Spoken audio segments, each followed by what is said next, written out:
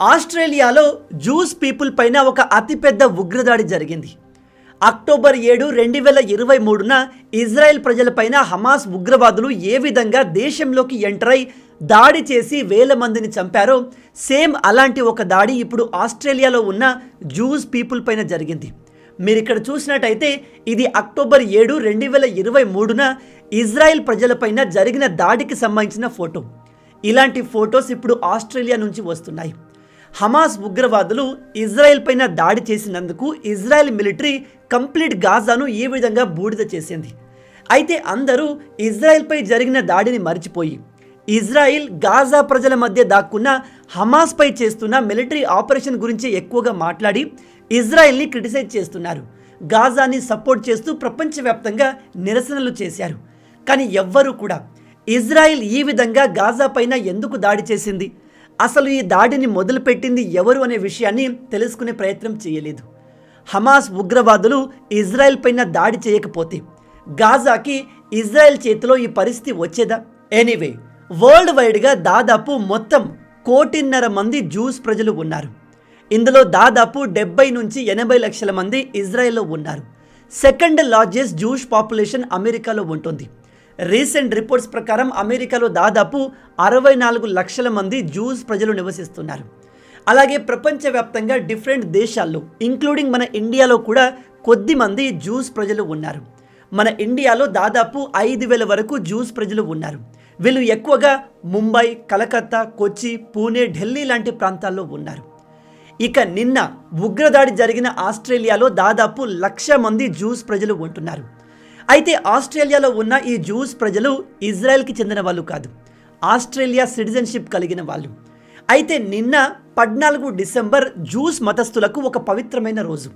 ఈ రోజున వీళ్ళు హనూకా అనే ఒక ఫెస్టివల్ని సెలబ్రేట్ చేసుకుంటారు. హనూకా అంటే మీనింగ్ ఫెస్టివల్ ఆఫ్ లైట్స్ అని. ఒక రకంగా ఇది మన దీపావళి లాంటిదే అనుకోవచ్చు. అయితే ఆస్ట్రేలియాలోని సిడ్నీ నగరంలో ఒక బీచ్ ఉంది. దాని పేరే బాండీ బీచ్. మీరు మ్యాప్లో చూసినట్టయితే దీని లొకేషన్ ఇదిగో ఇక్కడ ఉంటుంది. ఈ బీచ్లో వేల మంది జూస్ ప్రజలు తమ పండుగను సెలబ్రేట్ చేసుకోవడానికి గ్యాదర్ అయ్యారు. వాళ్ళంతా లౌడ్ మ్యూజిక్ని పెట్టుకొని బీచ్లో ఆనందంగా సెలబ్రేషన్ చేసుకుంటున్నారు. సరిగ్గా అదే సమయంలో 2 ఉగ్రవాదులు అక్కడికి వచ్చి ఈ అమాయక ప్రజలపైన ఇష్టం వచ్చినట్టుగా కాల్పులు జరపడం మొదలుపెట్టారు. మీరు కాల్పులు జరుపుతున్న ఉగ్రవాదుల్ని ఈ ఫోటోలో చూడవచ్చు. వీళ్ళు దాదాపు 10 నుంచి 20 నిమిషాల వరకు కంటిన్యూగా ఇష్టం వచ్చినట్టుగా జూస్ ప్రజల్ని టార్గెట్ చేస్తూ కాల్పులు జరిపారు.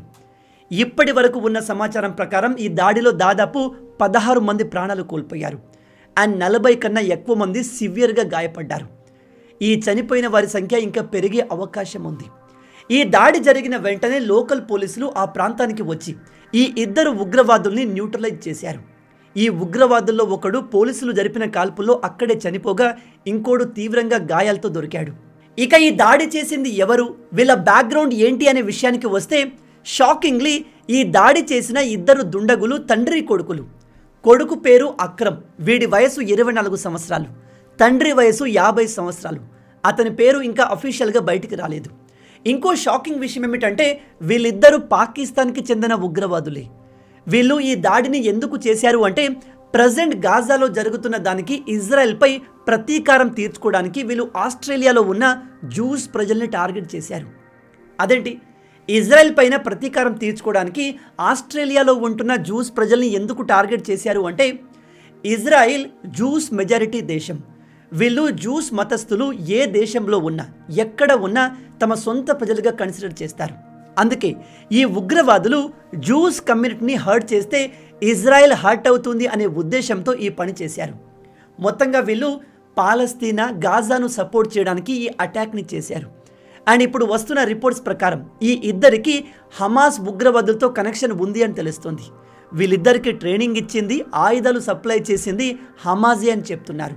ఆబ్వియస్లీ ఇది నిజమే అయి ఉంటుంది. ఎందుకంటే వీళ్ళు పర్టికులర్గా జూస్ కమ్యూనిటీని టార్గెట్ చేశారు అంటే దీని వెనకాల హమాస్ హస్తం ఉండే అవకాశం 100% ఉంది. ఈ ఇన్సిడెంట్ గురించి న్యూస్ బయటకు రాగానే దీనిపైన కూడా రాజకీయం స్టార్ట్ అయింది. ఆస్ట్రేలియా ప్రైమ్ మినిస్టర్ ఈ దాడిని టెర్రరిస్ట్ యాక్ట్గా కానీ జూస్ ప్రజల్ని టార్గెట్ చేసి చేసిన దాడిగా కానీ దీన్ని చెప్పలేదు. ఇది ఒక జస్ట్ అటాక్ అంటూ చెప్పారు. ఇది ఇజ్రాయెల్కి జూస్ ప్రజలకు అస్సలు నచ్చలేదు. ఎందుకంటే ఇది క్లియర్గా జూస్ ప్రజల్ని టార్గెట్ చేసి చేసిన అటాక్. మీరు ఈ దాడికి సంబంధించిన విజువల్స్ని ఇక్కడ చూసినట్టయితే ఈ విధంగా ప్రజలు పరిగెడుతూ తమ ప్రాణాలని కాపాడుకుంటున్నారు. అయితే ఇంకో వీడియో కూడా సోషల్ మీడియాలో బాగా వైరల్ అయింది.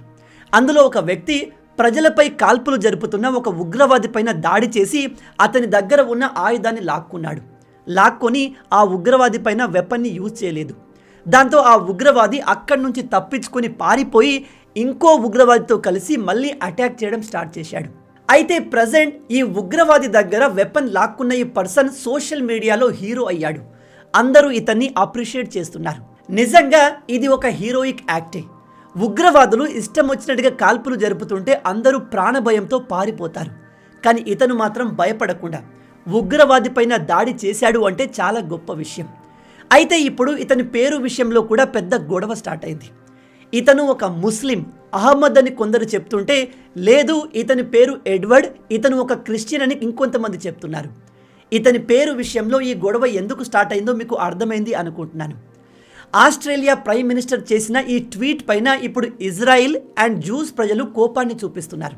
ఎందుకంటే ఇది చాలా క్లియర్గా జూయిష్ ప్రజల్ని టార్గెట్ చేసి చేసిన దాడి. అయినా కూడా ఇతను ఆ విషయాన్ని బయట చెప్పలేకపోతున్నాడు. ఇది జూస్ ప్రజలపైన జరిగిన దాడి అని ఇతను క్లియర్గా మెన్షన్ చేయలేకపోతున్నాడు. అయితే ఆస్ట్రేలియాలో ఉన్న జూస్ ప్రజలపైన దాడి జరిగే అవకాశం ఉంది, వాళ్ళు ప్రమాదంలో ఉన్నారు అని ఇజ్రాయెల్ ఇంటెలిజెన్స్ ఏజెన్సీ మోసాద్ అనేక సార్లు ఆస్ట్రేలియాకు వార్నింగ్ ఇచ్చింది. కానీ ఈ వార్నింగ్ని ఆస్ట్రేలియా గవర్నమెంట్ పట్టించుకోకపోగా ఆస్ట్రేలియా గవర్నమెంట్ పాలస్తీనాకు సపోర్ట్గా చేసే ప్రొటెస్ట్లను, ర్యాలీలను సపోర్ట్ చేసింది. వాళ్ళను అప్పుడే ఆపి ఉంటే పరిస్థితి జూయిష్ ప్రజలకు అగెన్స్ట్గా ఇక్కడి దాకా వచ్చేది కాదు అని ప్రజెంట్ చాలామంది ఇతన్ని క్రిటిసైజ్ చేస్తున్నారు. మన మోడీ గారు కూడా ఈ ఇన్సిడెంట్ పైన రియాక్ట్ అయ్యారు. అయితే మోడీ గారు చాలా క్లియర్గా ఈ అటాక్ని టెర్రరిస్ట్ అటాక్గా చెబుతూ ఇది జూస్ ప్రజల్ని టార్గెట్ చేసి చేసిన దాడిగా మెన్షన్ చేశారు. అండ్ భారత్ ఈ సమయంలో ఆస్ట్రేలియా గవర్నమెంట్కి అక్కడి ప్రజలకు ఫుల్ సపోర్ట్గా ఉంటుంది అని చెప్పారు. కొన్ని రిపోర్ట్స్ ప్రకారం ఈ దాడి వెనకాల ఇరాన్ ఉండే అవకాశం ఉంది అని కూడా చెప్తున్నారు. మీలో తెలియని వాళ్ళకి చెప్తున్నాను, హమాస్ ఉగ్రవాదులకు ఫైనాన్షియల్గా, వెపన్స్ పరంగా హెల్ప్ చేసేది ఇరాన్ దేశమే అనే ఆరోపణలు చాలా ఉన్నాయి. ఇరాన్తో పాటు టర్కీ కూడా హమాస్ ఉగ్రవాదులకు సపోర్ట్ చేస్తూ ఉంటుంది. ఇక ఈ మొత్తం ఇన్సిడెంట్ పైన ఇజ్రాయెల్ ఎలా రియాక్ట్ అయింది అనే విషయానికి వస్తే, ఇజ్రాయెల్ ఇంటెలిజెన్స్ ఏజెన్సీ అయిన మోసాద్ ఈ విషయంలో ఆల్రెడీ యాక్టివ్గా ఉంది. ఆస్ట్రేలియాలోని జూయిష్ ప్రజలపైన దాడి జరిగే అవకాశం ఉంది అని వీళ్ళు అనేక సార్లు అక్కడి గవర్నమెంట్కి ఇన్ఫామ్ చేశారు. కానీ ఆస్ట్రేలియా గవర్నమెంట్ అన్ని దేశాల్లాగే అప్పీజ్మెంట్ పాలిటిక్స్ చేసింది. గాజాకి సపోర్ట్గా ప్రొటెస్ట్ చేసే వాళ్లకు సపోర్ట్ని ఇచ్చింది. ఈవెన్ వీళ్ళు పాలస్తీనాని ఒక దేశంగా రికగ్నైజ్ చేస్తాము అని కూడా చెప్పారు. ఇప్పుడు ఈ ఇన్సిడెంట్ తర్వాత ఆస్ట్రేలియాలో చాలా మార్పులు వచ్చే అవకాశం ఉంది. మీ అందరికీ తెలుసు, ఇజ్రాయిల్ జూయిష్ ప్రజలు ఎక్కడ ఉన్నా వాళ్ళ సేఫ్టీ గురించి ఆలోచిస్తుంది. ఈవెన్ వాళ్ళు ఇజ్రాయెల్ దేశ సిటిజన్స్ కాకపోయినప్పటికీ ప్రపంచవ్యాప్తంగా జూయిష్ ప్రజలకు ఇజ్రాయెల్ ఇచ్చిన ఆఫర్ ఏంటో తెలుసా? వాళ్ళు ఎప్పుడైనా సరే ఇజ్రాయెల్ దేశానికి తిరిగి వచ్చి సెటిల్ అయిపోవచ్చు. వేరే దేశంలో వాళ్ళకు ప్రమాదం అనిపిస్తే వాళ్ళు ఏ టైంలో అయినా ఇజ్రాయెల్ గవర్నమెంట్ని అప్రోచ్ అవ్వచ్చు.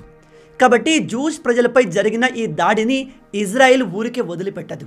హమాస్ ఉగ్రవాదులు తమ దేశ ప్రజలపైన దాడి చేసినందుకు గాజా మొత్తాన్ని బూడిద చేసిన ఈ ఇజ్రాయిల్ ఈ దాడి వెనుక ఎవరు ఉన్నారు అనే విషయాన్ని కూడా త్వరలోనే కనిపెడుతుంది. నాకు తెలిసి వాళ్ళ దగ్గర ఆల్రెడీ ఇన్ఫర్మేషన్ ఉంటుంది. ఈ దాడి వెనుక ఇరాన్ ఉంది అని చెప్తుంది కూడా ఇప్పుడు ఇజ్రాయిలే. వెరీ సూన్ ఈ దాడి వెనుక ఎవరున్నారు, ఏ దేశం ఉంది, పాకిస్తాన్ ఈ దాడి వెనుక ఎటువంటి రోల్ ప్లే చేసింది అనే విషయాలన్నీ బయటకు వస్తాయి. ఏదైనా కొత్త అప్డేట్ వస్తే నేను వెంటనే ఇంకో వీడియోతో మీ ముందు ఉంటాను. అయితే ఈ మధ్య ప్రపంచవ్యాప్తంగా ఇలాంటి ఉగ్రదాడులు ఎందుకు ఎక్కువగా జరుగుతున్నాయి? ఇన్ని రోజులు మిడిల్ ఈస్ట్ అండ్ ఏషియా దేశాల్లో మాత్రమే జరిగే ఈ దాడులు ఇప్పుడు బాగా అభివృద్ధి చెందిన యూరప్, అమెరికా, ఆస్ట్రేలియా, రష్యా లాంటి ప్రాంతాల్లో ఎందుకు జరుగుతున్నాయి? దీనిపై మీ ఆలోచన ఏంటి? కింద కామెంట్లో మాతో షేర్ చేయండి. మొత్తంగా ఇవే ఈ వీడియోకి సంబంధించిన పూర్తి విషయాలు. రాబోయే వీడియోలో ఇంకో ఇంట్రెస్టింగ్ టాపిక్తో మళ్ళీ కలుద్దాం. అంటిల్ దెన్, జై హింద్ అండ్ జై భారత్.